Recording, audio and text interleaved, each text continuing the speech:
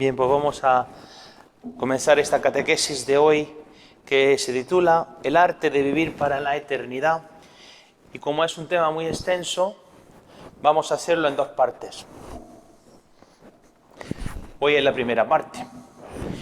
Y estos temas se le llama en la teología tradicional temas de la escatología. Lo voy a escribir aquí.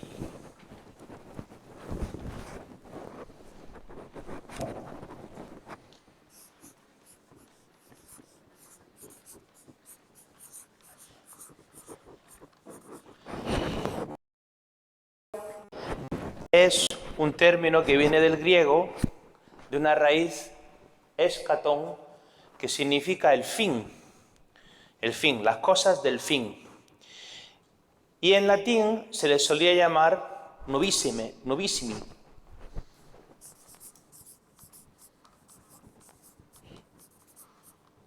Que a nosotros nos suena a nuevos, pero en latín significaba las últimas realidades.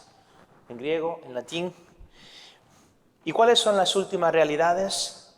Pues la muerte, el juicio, el infierno y la gloria. Tema bien importante para nuestra vida, de tal forma que todo el mundo va a experimentar estas últimas realidades. Siempre os digo lo mismo, pero lo digo de nuevo. En media hora es un resumen del resumen del resumen. Es decir, padre, usted no habló de esta parte. Es cierto, es que en media hora se puede hacer solamente pinceladas. Bien, fijaros que vamos a comenzar con la muerte. Fijaros que hay mucha confusión en el mundo en que vivimos. Algunos creen que con la muerte se acaba todo. Tenemos esta vida, hay que disfrutarla al máximo y después el fin. Y viven según lo que dice la Escritura, esto de comamos y bebamos que mañana moriremos. De tal manera que el mundo vive en el disfrute del momento efímero. La palabra efímero significa algo que pasa y de la misma forma que vino, se va así de rápido. El momento instantáneo, la gratificación instantánea. Es decir, el hombre moderno vive sin la trascendencia, sin pensar en el más allá. Vive como si el cielo no existiese, como si el cielo estuviese cerrado. Y el mundo moderno vive en el olvido de Dios, en la tragedia del olvido de Dios y de las realidades eternas. De tal manera que cuando aparece la muerte, el hombre moderno se queda sorprendido porque realmente hay un enigma sobre lo que hay después de la muerte y como no sabe lo que hay después, le da miedo y le da ansiedad. Fijaros que también hay otra manera donde como el mundo vive lo de la muerte, que es vivir sin pensar que te vas a morir. Vivir sin pensar. Si uno examina la cultura moderna, de cómo el mundillo así, que es de los medios de comunicación, de los jóvenes, ¿tú sabes lo que es más común? La cultura de I don't care. No me importa nada. Que yo lo expreso con buenas palabras, pero ellos lo expresan con palabras un poco más feas. No me importa nada. I don't care. Voy por la vida haciendo lo que yo quiero y el resto no me importa. Si sufre, si no sufre, si hay problemas en el mundo, I don't care. En el fondo es vivir sin pensar en la realidad importante de la vida.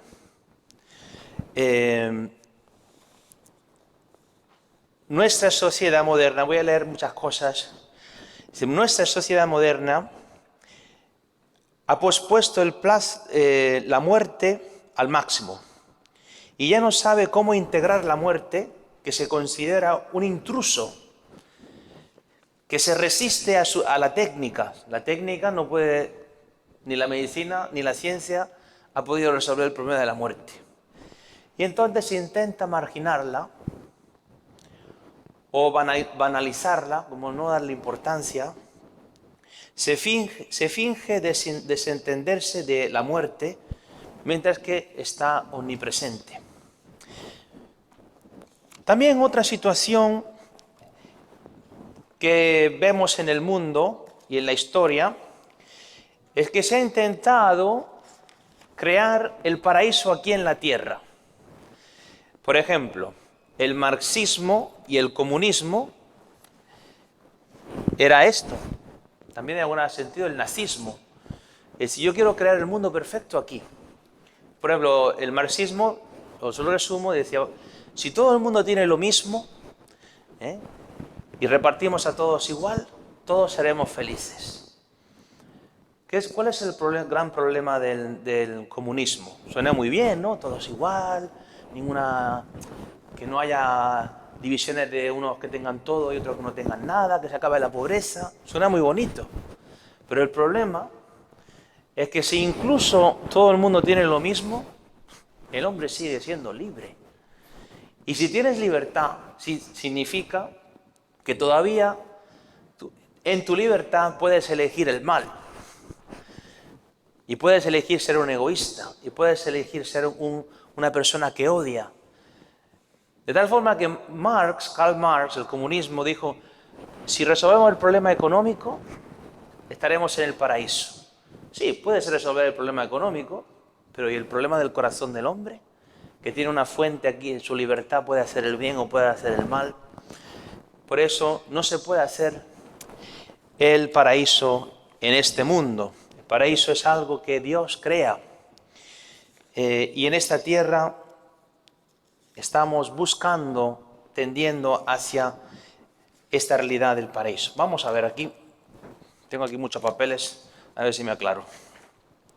Bien, entonces vamos a ver que el Concilio Vaticano II ha retomado este tema de la escatología, las últimas cosas, y en el documento Lumen Gentium, que habla sobre la Constitución Apostólica sobre la Iglesia, hay un capítulo que habla de la escatología que se titula, el capítulo 7, el carácter escatológico de la Iglesia peregrinante y su unión con la Iglesia celeste. Y ha puesto este tema de las cosas, las últimas realidades, en un contexto de que el cristiano vive en una tensión, es decir, vive en una espera. Estamos en el tiempo del Adviento, que es un tiempo de la espera, porque estamos esperando el cumplimiento de la historia, es decir, la historia va tendiendo hacia un cumplimiento, hacia una plenitud, y vamos hacia esa plenitud. Y el hombre, que todos nosotros somos el homo viator, el hombre en camino, la persona que peregrina hacia su plenitud, que es encontrarse con el Señor. Eso ya lo decía Santo Tomás de Aquino, venimos de Dios y vamos a Dios. Y este es el gran proyecto de Dios. Dirá San Pablo, recapitular todas las cosas en Cristo. Y nosotros tenemos este peregrinaje de volver a aquel de quien provenimos. Es el mismo trayecto de Jesucristo. Dice Jesucristo en el Evangelio de San Juan, salí del Padre y he venido al mundo, y ahora dejo otra vez el mundo y voy al Padre. Y nosotros también estamos en este camino. Vamos a ver que voy a leer un poquito, esto ya lo he leído, sobre los paraísos terrenales. Un momentico.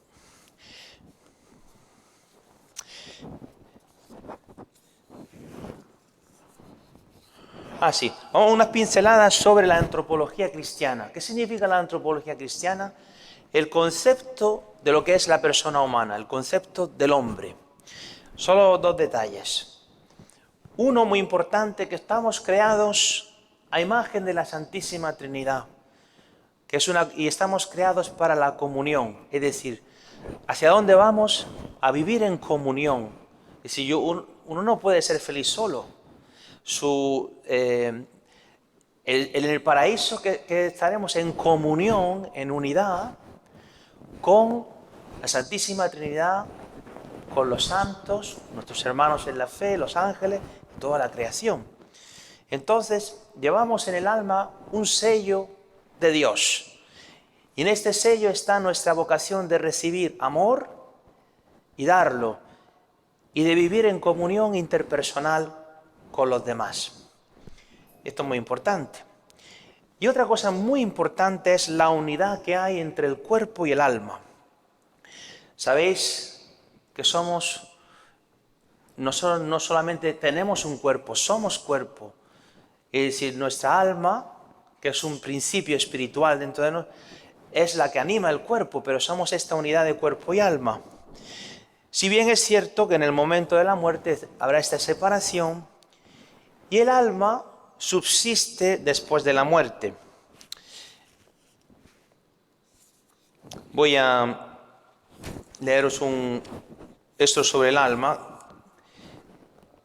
Dice, la Iglesia afirma la supervivencia y la subsistencia después de la muerte de un principio, de un elemento espiritual dotado de conciencia y de voluntad, de manera que subsiste el mismo yo humano. Y para designar este elemento, la Iglesia emplea la palabra alma. Cada alma es única e irrepetible. Sabéis que el alma no proviene de los padres. El alma proviene de Dios mismo, que no las crea en serie, sino una distinta de la otra. Y esto es muy importante. Estas son pinceladas que luego utilizaremos después.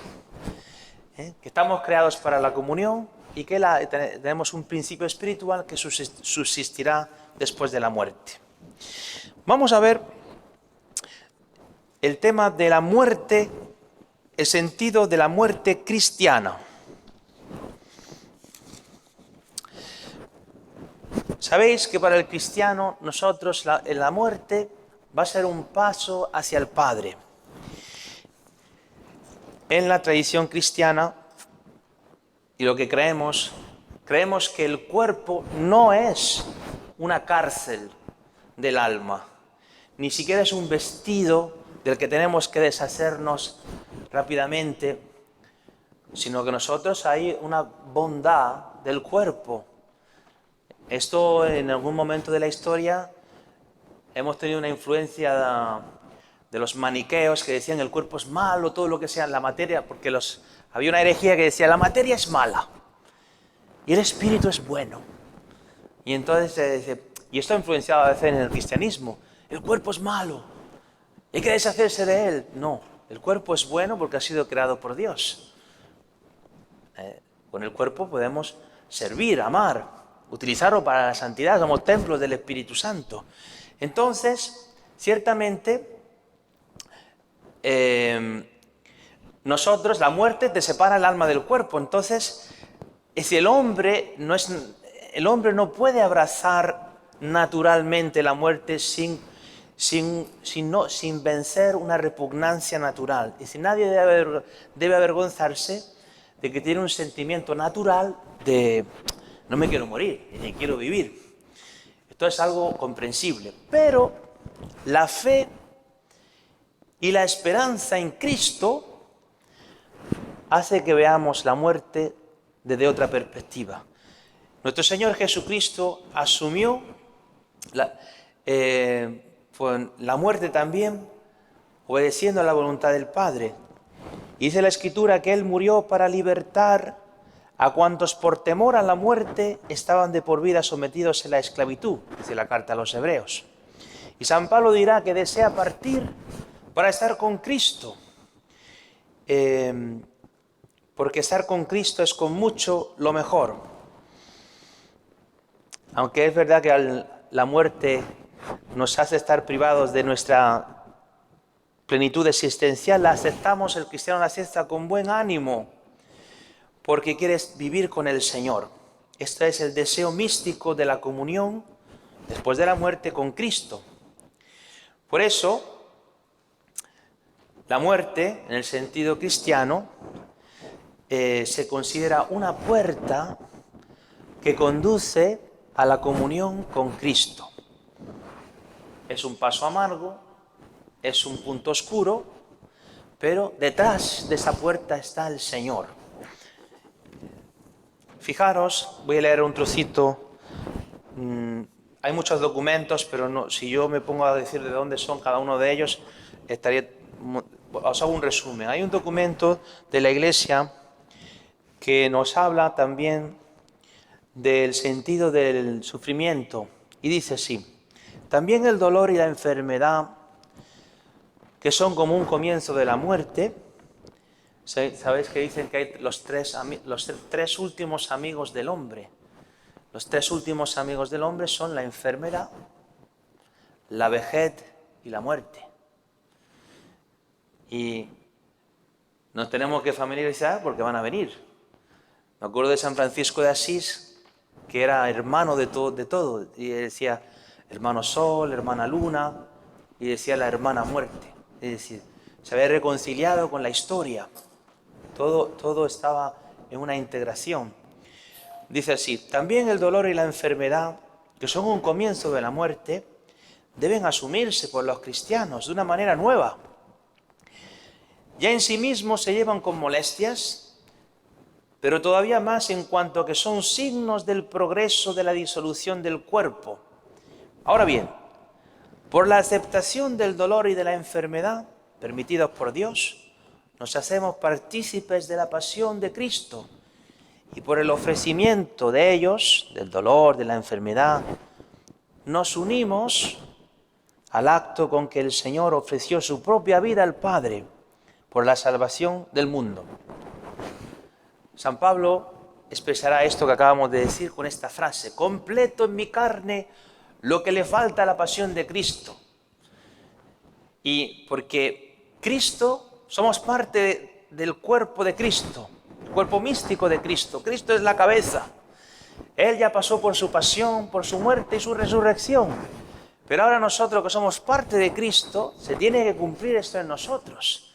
De tal manera que nuestros sufrimientos ahora tienen un sentido. No es algo absurdo.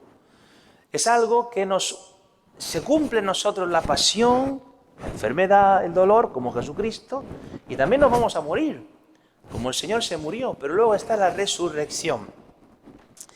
Por eso dirá San Pablo que nos entristecemos, pero no como los demás que no tienen esperanza. Es la primera carta a los tesalonicenses. De tal manera que el cristiano muere en Cristo, la muerte en el Señor. Dichosos los muertos que mueren en el Señor. El libro del Apocalipsis, capítulo 14. Vamos a hablar un momento sobre el momento de la muerte.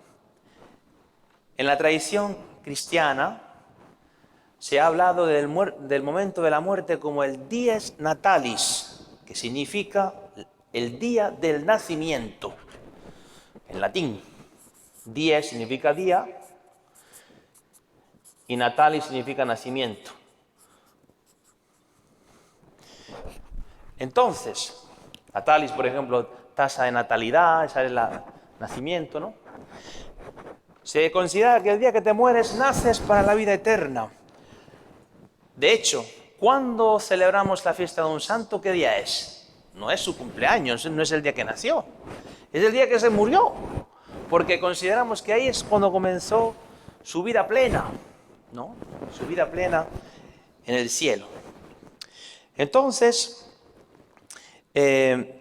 fijaros que en preparación para el momento de la muerte, la Iglesia nos concede unas ayudas para pasar por este trance, que no es fácil. Es la oración, es los sacramentos. Cuando una persona se va a morir, se le ofrecen los últimos ritos. Se le ofrece confesarse, recibir el sacramento de la penitencia, el perdón de los pecados, la santa unción, que da una fortaleza en el cuerpo y en el alma, y también, si la persona ya no ha podido confesarse porque está así como inconsciente, también da el perdón de los pecados, la Eucaristía, que en los últimos momentos se llama el viático. El viático es la Eucaristía, la última Eucaristía que vas a tomar. Y es la Eucaristía, el cuerpo de Cristo, que te ayuda en el viaje hacia la vida eterna. Y los sacramentos que nos ayudan a entrar en nuestra verdadera patria. Os voy a leer una oración que se hace cuando una persona se está muriendo, muy bella, y se llama la oración de la encomendación del alma. Y muchas veces cuando la persona está consciente, para que no se asuste, le digo, voy a rezar esta oración y a pedirle al Señor que escuche esta oración cuando llegue el momento de la muerte. Y dice así: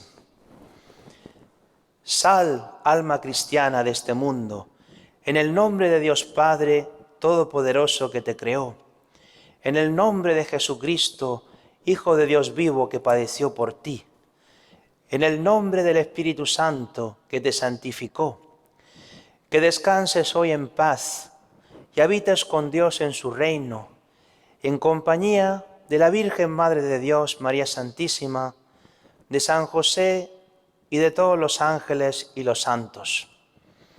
Y hay otra versión también de esta misma oración que dice así: Hermano mío, te pongo en manos de Dios Todopoderoso para que vuelvas al mismo que te creó y te formó del polvo de la tierra. Cuando salgas de este mundo, que vengan a tu encuentro la Santísima Virgen María, los ángeles y todos los santos, nuestro Señor Jesucristo, que quiso morir por ti en la cruz, te libre de la muerte eterna. El Hijo de Dios vivo te lleve a su reino y te reconozca entre sus ovejas el buen pastor, que Él perdone tus pecados y te cuente entre sus elegidos, que veas cara a cara a tu Redentor y goces de la contemplación de Dios por los siglos de los siglos. Amén. Entonces la Iglesia acompaña a los moribundos para prepararse para la vida eterna. Se les invita también a reconciliarse con sus familiares, a pedir perdón. Os cuento una anécdota que me pasó aquí en Lawrence, cuando yo estaba en la parroquia de St. Patrick. Me llamaron una familia, muy apenados, que decía que había un hombre que estaba ya 2 semanas en agonía, pero que no se moría, y que no sabían ya qué hacer, que se estaba muriendo, pero que no acababa de morirse. Y imagínate, la familia había venido de todos los sitios de Estados Unidos, pero el hombre no se moría. Dice, padre, venga a visitarnos. Y yo fui, también me resultaba muy extraño. Yo le di los sacramentos y tal. Cuando después de visitar al señor que estaba en un cuarto, salí y hablé con la familia y empecé a conversar con ellos. Y me enteré de que uno de los hijos le había guardado rencor a su padre y no lo había perdonado.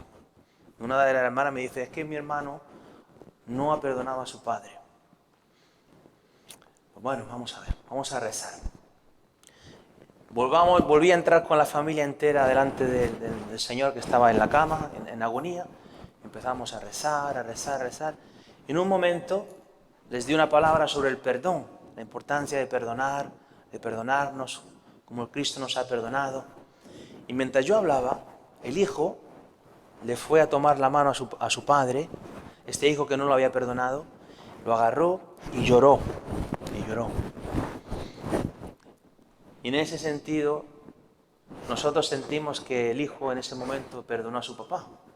El punto es que ese mismo día el hombre murió. El hombre estaba esperando a que lo perdonase su hijo para poder entrar en el cielo. Qué importante es esto, ¿no? Bien, fijaros que quizás hemos recibido de nuestros abuelos o... Me acuerdo yo que mi abuela me dejó un libro de oraciones de preparación para la muerte, ¿no?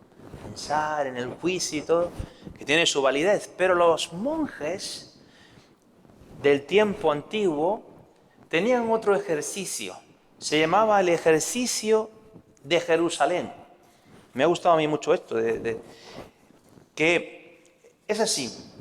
Os leo un poquito esto. Dice, la reflexión sobre la buena muerte es una práctica que comenzó en los 1700.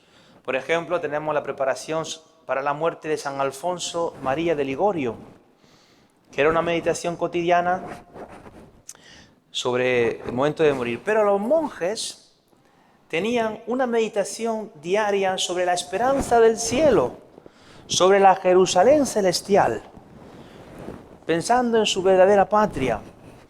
En vez de meditar sobre la muerte, los monjes medievales meditaban sobre lo que hay después de ella. Y hay un salmo que dice: ojalá tuviera alas como paloma para volar y posarme. Salmo 54. Es importante recuperar este dinamismo espiritual, pensar en el cielo, tener una conversación, pensar en las cosas celestes. Esto se llama el deseo de Dios. Tenemos el impulso hacia Dios y hacia la eternidad. Muchos santos hablan esto del deseo de Dios. Bien, vamos a seguir hablando sobre la muerte. Sabemos que en el momento de la muerte sucede la separación del alma y del cuerpo. Pero esta separación entre alma y cuerpo, ¿sabéis? El alma, inmediatamente después de la muerte, va a ser juzgada. Mientras que el cuerpo lo depositamos en el cementerio, que significa dormitorio. La palabra cementerio viene del griego, significa dormitorio. A imitación de Jesucristo, descansa hasta que sea la resurrección del cuerpo. Bien, pues esto de la separación del cuerpo y del alma es temporal. Es decir, en esta separación en el momento de la muerte, el alma mantiene una misteriosa relación con el cuerpo. Es decir, como que no está completa la cosa. Tu yo personal es cuerpo y alma. Es decir, todavía estamos en una tensión hasta la resurrección del cuerpo, donde todo recibirá un cuerpo glorioso. Después de, es un cuerpo, los que se van a condenar van a recibir su castigo también en su cuerpo resucitado. Y los que estarán en el cielo recibirán en su cuerpo resucitado la gloria del cielo. Bien, en ese sentido es importante la sepultura del cuerpo.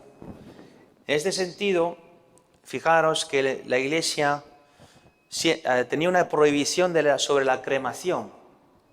Digo brevemente esto, porque en el tiempo de Jesucristo, los romanos quemaban los cuerpos. Atención, los romanos hacían cremación, quemaban los cuerpos, porque no creían en la resurrección. Por tanto, los cristianos, Jesucristo no le quemaron. Los judíos y los cristianos ponían el cuerpo en el cementerio, el cuerpo entero, esperando la resurrección. Y nosotros los cristianos imitamos a Jesucristo. Esto era tan fuerte que hasta el año 1970, hermanos, 20 siglos, estaba prohibida la cremación, porque tenía esta connotación de que no crees en la resurrección. Luego la Iglesia, que es muy misericordiosa, para que la gente no se sintiese rechazada, cuando traía, y siempre que no se haga la cremación por razones contrarias a la fe, ha permitido hacer una adaptación del rito de las exequias cuando traen la ceniza, pero ya no se pueden hacer las mismas oraciones, hay que hacer otras oraciones. Porque fijaros, el signo de la corrupción son las cenizas. Cuando un cuerpo se queda en el cementerio por mucho tiempo y tú lo abres, ¿qué va a haber? Cenizas. Es decir, las cenizas son el signo de la corrupción. Y ahora queremos convertirlas es decir, como signo, está como en contradicción con lo que significa la esperanza en la resurrección. Por eso la Iglesia lo acepta, pero no la recomienda. La Iglesia sigue recomendando dar sepultura al cadáver completo. Y por supuesto está totalmente prohibido esparcir las cenizas en un parque o en el mar, porque son restos humanos. Y está totalmente prohibido mantenerlo en la casa, porque de la misma manera que tú no mantendrías el féretro de un muerto en tu casa, pues tampoco puedes mantener la ceniza, porque es una persona. Y de la misma manera que tú no cortarías una oreja de un cadáver o un brazo y lo tirarías a un lago o a un parque, tampoco vas a tirar las cenizas. Hay mucha confusión ahora, que esto de la cremación parece, la cremación, qué cosa más bella. Muy mal. Ustedes saben que la cremación no quema los huesos. Los huesos los tienen que triturar en un cremolator, que es una máquina que rompe los huesos y los tritura. Piensa sobre esto un poquito. Piensa a tu familiar que le trituran los huesos en una máquina trituradora. Eso es la cremación, hermanos. Es decir, los cristianos tenemos que estar un poco atentos.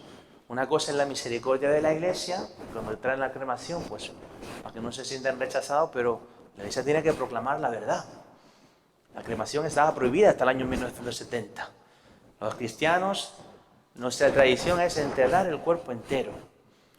Que hay una bomba y los cuerpos se han hecho pedacitos, bueno, pues la cremación se entiende. Que hay la plaga negra y está todo el mundo... Entiendo, pero ahora la gente, hago la cremación, como si fuese un juego. No. Esto hay que tenerlo muy presente. Dice el Código de Derecho Canónico. En primer lugar, se recomienda vivamente conservar la pía costumbre de sepultar los cuerpos de los difuntos. Si bien no se prohíbe la cremación, pero está prohibida hacerla por razones contrarias a la fe, o como hemos dicho, de hacer cosas prohibidas, de esparcir las cenizas en el agua o en un parque. Eso está totalmente prohibido. Bien. Esto se podría resumir que los cristianos imitamos a Jesucristo. Jesucristo le pusieron su cuerpo en un sepulcro. Eso es lo que nosotros también hacemos, esperando la resurrección. Bien. Vamos a ver si nos da tiempo a hablar un poquito sobre sobre el juicio. Vaya, casi no me da tiempo a hacer nada. Yo quería hablar sobre el juicio y el purgatorio. Pues vamos a tener que entonces dejar... os doy una pincelada solamente sobre el juicio. Entonces, después de la muerte, el alma se separa del cuerpo y se prepara para el juicio. De tal manera que o el alma pasa directamente si está bien purificada, al cielo, a la visión beatífica de Dios, o si bien murió en amistad con el Señor, pero todavía tiene alguna imperfección, debe ser purificada en un tiempo de purificación que se llama purgatorio. La semana que viene hablaremos sobre el purgatorio. O si alguien muere en pecado mortal y libremente ha rechazado durante su vida terrena a Dios y a su amor, se autocondena al infierno. Quiero hacer una pincelada aquí, que Dios no ha creado el infierno, Dios ha creado el cielo y el paraíso. El demonio creó el infierno, que no es un lugar sino un estado de rechazar a Dios, porque fue el demonio que rechazó a Dios. Y todos los que se asocian con este rechazo a Dios viven eternamente en esta condenación que ha sido autoelegida por nuestras propias obras. Os quería hacer presente una cosa que lo menciono toda una homilía. Me acuerdo que estando en Tierra Santa, yo viví un año en Tierra Santa, y vino un pintor a pintar la capilla, un mural grandísimo, el doble de esto de grande, hacia arriba. Y en el juicio final aparecía el cielo, el infierno. El infierno tenía allí las penas del infierno, ¿verdad? Y salía el alma, estaba desnuda y estaba siendo juzgada con una balanza según sus obras, buenas o malas. Y la balanza estaba ahí un demonio que quería empujar la balanza a ver si lo condenaban a esa alma, mientras que un ángel de la guarda estaba golpeándole al demonio con un tridente para interceder por esta alma. Bien, estaba siendo juzgada el alma según sus obras, según el Evangelio. Y se veía todo, ¿no? Se veía la Virgen María, que ayudaba a las personas a entrar al cielo, los monjes que por su vida espiritual salían como volando hacia el cielo, muchas cosas muy bonitas. Pero había en este cuadro, o este mural, una figura que no había quien la entendiese. Porque uno entiende el cielo, el infierno, los apóstoles, los monjes. Pero había un tipo, que estaba, había una columna, se veía y el tipo estaba atado a la columna, así.